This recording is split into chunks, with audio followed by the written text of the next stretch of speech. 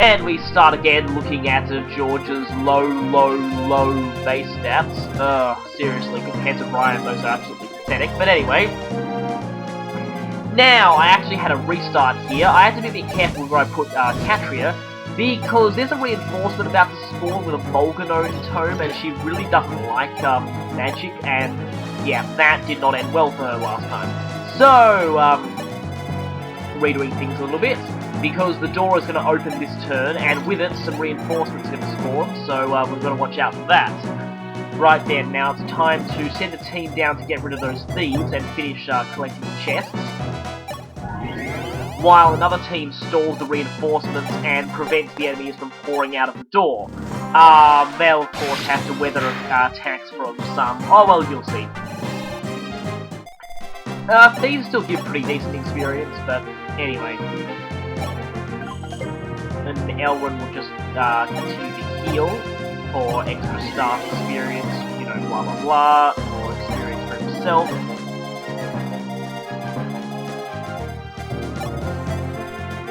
Oh yes, Narval needs experience more than Ogma does, so I'll have him maybe get most of the kills. And right, we've got to be careful here, run back, because... now this is really weird. Really weird.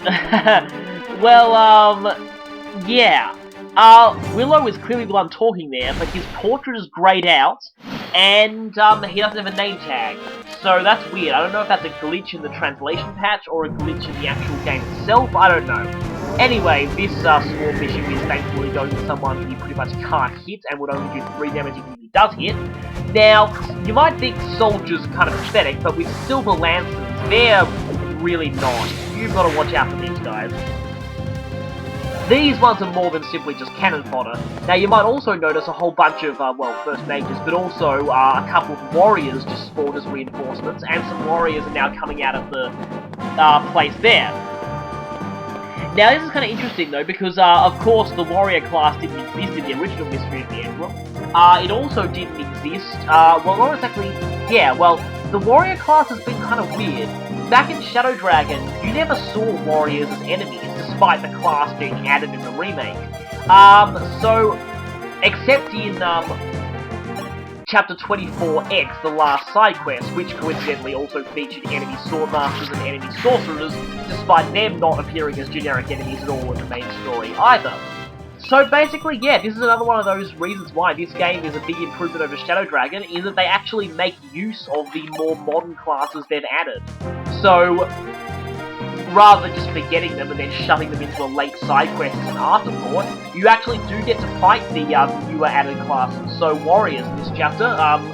So yeah, starting with this chapter we've actually got warriors, and yeah, again, they use axes and bows, they hit harder than unprone fighters, yeah, but I mean, it is a pretty big deal, given that the original Mystery didn't actually have warriors, and Shadow Dragon really didn't want to use them. So, I don't know why I'm going on about this, but I think it's actually really nice, and of course, none of them can hold a candle to fast, but still. A lot of them have killer bows, so you'll want to watch out for Sheeta there, because, well, yeah, you don't want her to get splattered. And killer axes, but fortunately, most sword users have high enough luck to avoid being critted, and you're probably using swords against these guys anyway. Oh, hammer. That's not good if you've got an armored unit there. And also, there is a mage that spawned as a reinforcement with Volganone. Yeah, you've got to watch out for that guy. Now, of course, there's also a whole bunch of Swarm Bishops here, and the boss, who has a meteor tome. Now, yeah, meteor is basically Swarm but better. As if you needed a better version of Swarm. Yeah, that's kind of ridiculous. There we go, goodbye. Or not. Close. Double crit, there we go. Anyway, Swarm is basically, no, Meteor is basically Swarm, but better. Which is kind of annoying, and I mean really, really annoying. But, yeah, it doesn't hit you all that often, but when it does, it hurts.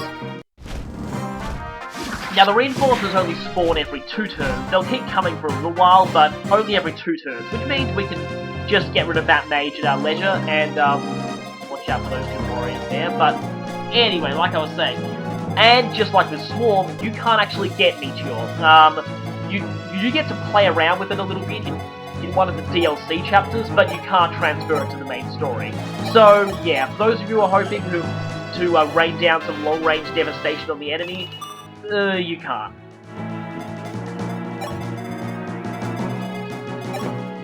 But we don't really have to deal with Meteor until we actually get into range of the guy, and it's kind of hard to do that at this point, so we won't be for a little while. Now, hopefully, Nerisu will be okay despite that hammer guy. Now, like you saw in the Roro chapter, hammers have terrible accuracy. So... I want to be able to counterattack these guys as much as possible, but I don't want to get hit by that hammer, so... this could be tricky.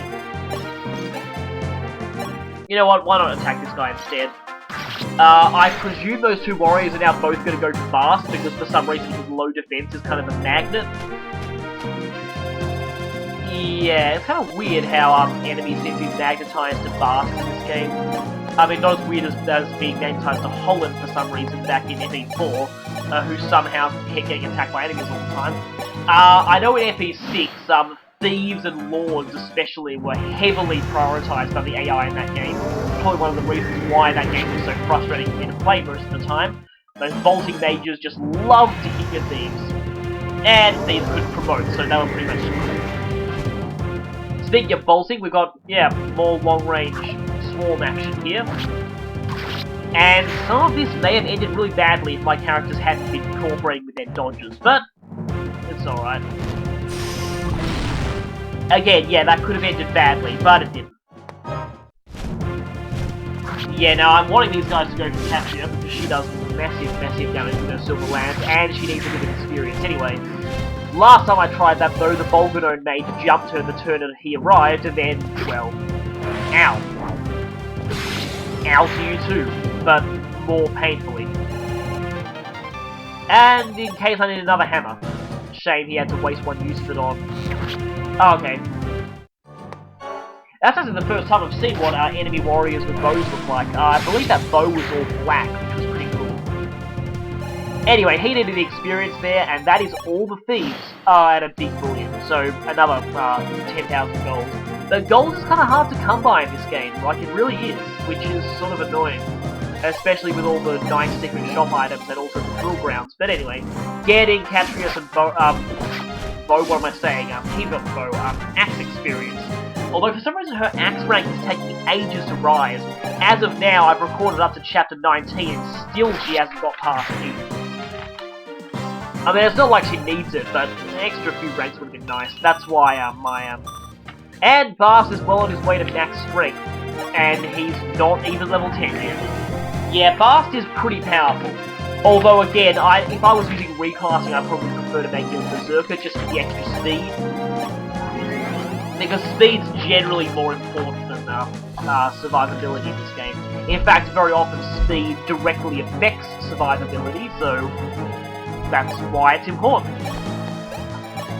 Now, there'll be more reinforcements coming soon, so we'll have to watch out for them. But, in the meantime, Julian can just go loot the chest at his leisure. Hey, right, that was it. Yeah, I knew we would be getting another Shaver Tome soon, so there. Good thing we didn't really, it's not bad that we were using Shaver in the arena back then. Anyway, we want to get rid of this mage for a distance, because otherwise we'd, 1, be in Willow's range, and 2, much more annoyingly, we'd be in range of, the sniper, and Sheeta does not want to get in range of the sniper. Anyway, though... Right then, Sheeta's getting a pretty good crit support bonus from Marth, actually. If you add the Earth Sphere on top of that and a Killer Lance, that's pretty insane. And same group of reinforcements again. Now, remember back in the version of this chapter in Shadow Dragon, the one that uses the same map, this could have actually ended... Well, no, it couldn't have. This guy's still an idiot. But anyway, reinforcements poured out from the far right-hand side of that throne room. And there was also a secret shop here. Now, yes, there was a secret shop here in the original Shadow Dragon version of this map. Now, let me just save you some pain. It's not there in this game. It is not there anymore, so don't try and look for it. Believe me, I learned that the hard way. I basically came up with this massive gambit to basically using a combination of Athena and a whole lot of trading, I was able to get the VIP card pretty much halfway across the map in a single turn. Finally gave it to someone, and then went right to that space, and no secret shop option. So no, there is no secret shop in this chapter. Don't go thinking there isn't, trust me. I've just saved you a whole lot of pain, believe me.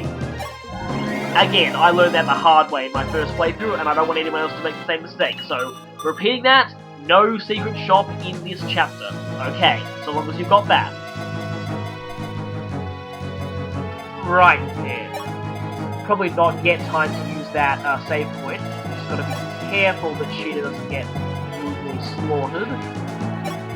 Which happens when foes are involved. Oh, well, more experience from Marth, I guess. Ow! Whoa, that was just short of a 2-hit kill on Marth, which is not nice. And max speed. 25 may not seem all that high, but it is pretty decent by his standards, and actually he's only got a couple more levels to go, but he's, yeah, getting some pretty decent stats, as you'll see. He certainly never got this good this quickly in Shadow Dragon, I'll tell you that much.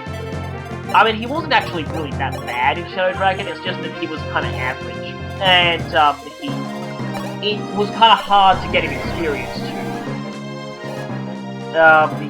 Yeah, but in this game, yeah, he does get a lot quite easily. And, well, one-shotting with iron bows. That is how awesome Bast is. And, yes, we really want to prioritize that guy because, yeah, Volganode hurts. Volganode really hurts. And we haven't got a Volganode tone yet, have we? That's strange. I don't know if we'll be getting it soon or if we ever get one, but anyway. Another goddess icon. Yeah, just another stat booster. Whatever. I may need to heal her soon. Except she's dodging quite a lot. Have any of these swarms ever hit us, by the way? Oh, nope, still not hitting us. Yeah, that is the problem with equipping a bow, though. Except I really don't like hand axes that much in this game. For some reason, well, just because of the bad accuracy combined is very low. I still have to, one of these days I've got to check to see whether their might was nerfed since Shadow Dragon, like javelins were, or rubber limbs, as I call them. Yeah, pretty much feel like they're made of rubber in this game. Anyway, it's almost time we storm the throne room. I think the reinforcements are going to stop soon, although I'm not entirely sure. They probably will stop soon. Just wondering if we need to experience more. Just gotta watch out for that sniper. So what I'm going to do here is I'm going to lure the general and preferably the sniper too, and that means that Sheeta will be safe to fly in and take out all those bishops. Which is good because we don't want to keep getting bombarded by Swarm. Yeah, Swarm is annoying. Swarm is really annoying. As if I haven't made that apparent enough. But if you thought Swarm was annoying, then get ready to meet Meteor. You'll see in a bit. Anyway, now Ogma can get a bit of experience. I emphasize a bit here. And not much else is going to be happening for a while in this chapter, so I guess I should take this time to talk about the dismounting system, how annoying it was, and why it's not in this version. So basically, in the original Mystery of the Emblem, it had the gimmick of when mounted characters went indoors, they were forced to dismount. I guess this made things more realistic, but in practice it was really, really annoying. What happened was that Cavaliers and male... Were there any male Dragon Knights in that game? They were really rare if they were. Cavaliers basically, male Cavaliers and Paladins are dismounted to. Basically there was just a male and female dismounted knight class. They were basically just on-foot sword users with kind of meh abilities all round and being restricted to swords. Now, notably they actually couldn't use swords when they were mounted. They could only use lances while mounted and swords while dismounted. But being forced to dismount indoors really made lances a lot less useful. Admittedly, the weapon triangle didn't exist in that game, but the thing was, lances ended up being really, again, not that useful, especially given that, of course, the final chapters were all indoor chapters that forced your cavalry to dismount, which meant the only characters who could use lances in the final chapters were knights generals. Oh yeah, critical. Like very so as you see here. Now, of course, in the original Mystery of the Emblem Book 2, there are in fact only a grand total of 2 potential generals. One was Draug, the other we'll meet in Chapter 17. But essentially, they were the only 2 characters who could use the legendary lance indoors, and that was really, really, really annoying. Not only that, both pretty much sucked. Yeah, so basically, a lot of people end up selling the Gradimus. That was how ridiculous it got. So, that is not good, really, when you've got the most powerful lance in the game and you generally end up being forced to just sell it due to, well, not being able to use it.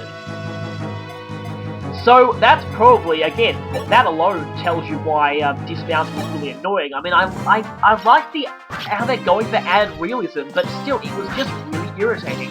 Again, Pegasus Knights were forced to dismount to the female dismounted knight class. The only exception to the whole dismounted thing, not so much exception, but weird rule, was horsemen. Being promoted hunters, weirdly enough, when horsemen dismounted, they became hunters again, for all intents and purposes. So they went back into their unpromoted class, which is kind of strange. Of course, they could still use their preferred weapon type dismounted, so it wasn't that much of a loss to them. But in general, yeah, the dismounting system was really, really annoying. Especially given that the majority of the most difficult chapters in the game were all indoor chapters. Not only that, but it really cut your mobility indoors. Like the beginning of this chapter, remember back when I said that in the original Mystery of the Emblem, you got a conversation here about how you couldn't use Pegasi or horses indoors, which made catching the Geosphere thief a lot harder. In that game, you either had to use someone with boots or just use Speeder. In fact, I could have used Speeder to get rid of that guy on the first turn, I only just realised now. But everything worked out well in the end. So again, the dismounting system, well, I don't really see much. I mean, the only real use for it tactically was that sometimes you could dismount in outdoor maps to get better movement costs across certain terrain.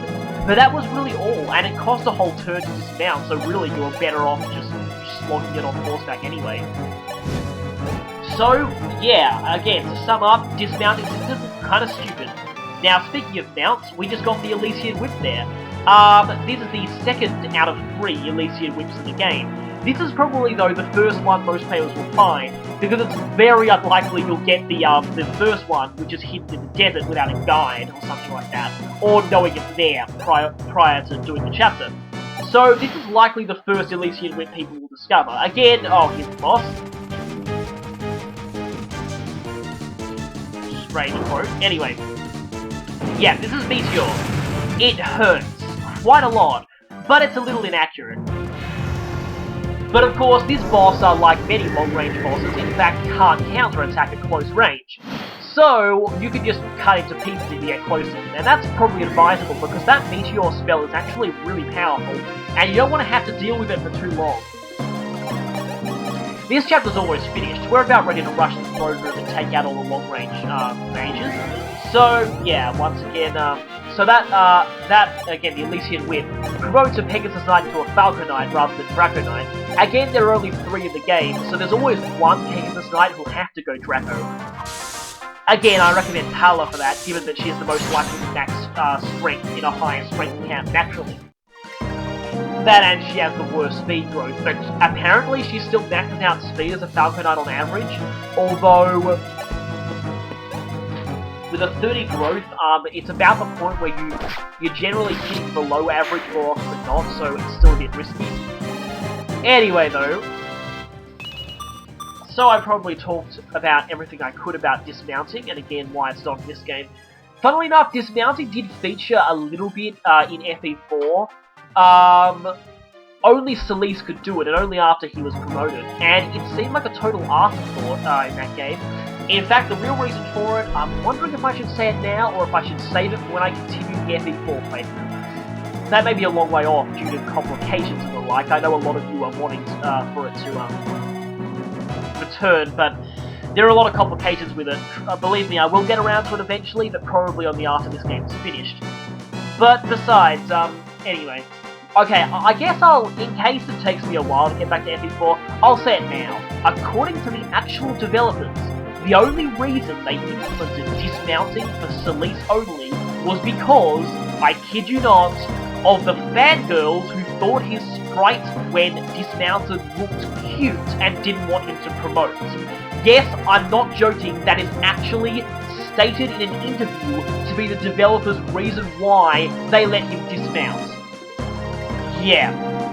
Not to mention that Celeste's dismount function in that game is glitchy as hell. I've heard stories of him teleporting into the top corner of the map randomly for no reason. Yeah, and only being able to be rescued by help of the rescue staff. That is pretty strange. Considering you need him to seize, that's kind of a bad glitch. Anyway, the only two bishops left, I presume, are, yes, they are, they're healers. Now, okay, I made a bit of a stupid mistake here. Now, I wanted a certain character who was low in experience to get the kill against the boss here. Turned out that I was forced to, kind of forced to kill him a little earlier than I would have wanted, because very soon, there, I just realised, is in range of Meteor. Damn it. I could have easily walked right next to the boss and not been in range of Meteor, but there you go. I walked very soon in range of Meteor. One more Meteor will kill her. So, if I don't take out the boss this turn, I am officially screwed. Elrond does not have enough movement to get to her, so basically, yes, if I don't take out the boss now, I am officially completely screwed. I didn't particularly feel like restarting after all that, so... after getting a little bit of experience, staff experience, he should be very nearly at C. Very nearly at C, and he's at C, there we go. Right, now he can use physics staffs, and more importantly, he can actually use that unlock staff, which would have been good if there were any doors left to unlock. But anyway, fortunately I had Ogma and Sheeta on the scene. Sheeta needs the experience more, so yeah, and it was about at this point that I realised I actually have to kill the boss now, otherwise Mary Sue will die, unless she gets lucky with her dodge, but I'm not going to take that chance. I'm not restarting all of this progress just because she can't dodge. Fortunately though, the boss goes down very easily. He has great resistance, but his defense is nothing, and he's going to get crit now, isn't he? Or not, but enough to beat him anyway. Yeah. Anyway, this guy is down. And he drops his recover staff. And now only a couple more turns until we can seize and finish this chapter. Just making sure I've got everything, got all the chests. There's no more experience to be had. Yeah, see that little bit just above the throne. The secret shop would have been there in the original game. But it's not anymore, so don't go looking for it. Right, now we finally get the awesome victory theme again, Towards Victory. Amazing, amazing victory theme. So awesome. I'm so glad this is back. This theme is like amazing, and suddenly... no more victory theme. It's almost comical just how they cut off the victory theme there in favour of the crisis theme, when they mentioned that Ellis has been kidnapped. Again, I find it kind of funny. It's like, it's almost like they should have a record needle scratch there. It's kind of a shame given that that victory theme was so awesome. Yeah, this is only the second time it's played, but apparently, Marvel's all like, no, she has been kidnapped again. And apparently, Garnet is kidnapping clerics of noble blood, so that would be why Maria and Lena have gone. Speaking of which, yeah, the whole noble blood idea. Regarding, and Nina is next, so that's not good. Regarding Lena, yeah, there's a bit of a story to her. She was actually, a minor noble of Macedon. She was in fact engaged to be married to Mishalis at one point, but she fled to escape that, I believe. But then on her father's side, I believe, she was, basically she's half Grustian on her father's side, which explains why her grandfather is in Grust in both this game and in Shadow Dragon. But, once again though, now we have this conversation. This only takes place if you've achieved the conditions for the side quest. You get this side quest by completing this chapter in 18 turns on normal, 21 on hard, 25 on maniac, 28 on lunatic, or 32 on lunatic reverse. Failing that, the extra condition is my unit must be promoted and at level 5 or higher. I've fulfilled that, so we're going to the side quest, and this is a very important side quest too, not to mention that it's a massive cliffhanger. Anyway, this next side quest may well be the most significant of them all, and judging by the heavy-handed foreshadowing in the previous cutscene, you can probably tell what's going to happen. So, on this cliffhanger, I leave you. Next time, well, you can probably guess who we're going to be reunited with.